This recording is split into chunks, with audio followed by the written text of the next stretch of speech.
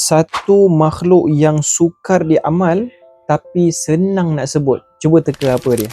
Ya tuan-puan, jawapannya sabar. Sabar ni benda yang sukar, mungkin daripada sudut lisan kita senang nak sebut. Tapi bila kita nak amal, praktikkan dia sangat sukar. Maka disebabkan sangat sukar, Allah bagi satu ganjaran khas.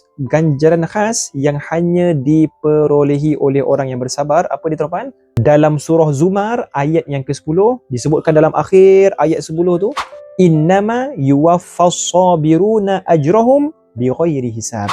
Sesungguhnya bagi mereka yang orang-orang sabar ini tuan-puan, hanya mereka yang bersabar sahaja, ajrahum, Allah akan bagi satu ganjaran khas kepada mereka bighairi hisab, tanpa ada hitungan, ataupun boleh kita sebut sebagai benda yang tak boleh dikira. Dalam istilah matematik, benda yang tak boleh kira, atau macam bilion, trilion tu dia boleh kira. Maka benda yang tak boleh kira ni boleh kita gerak sebagai infinity. Maka siapa yang bersabar, dia akan dapatkan pahala yang disebutkan sebagai infinity itu.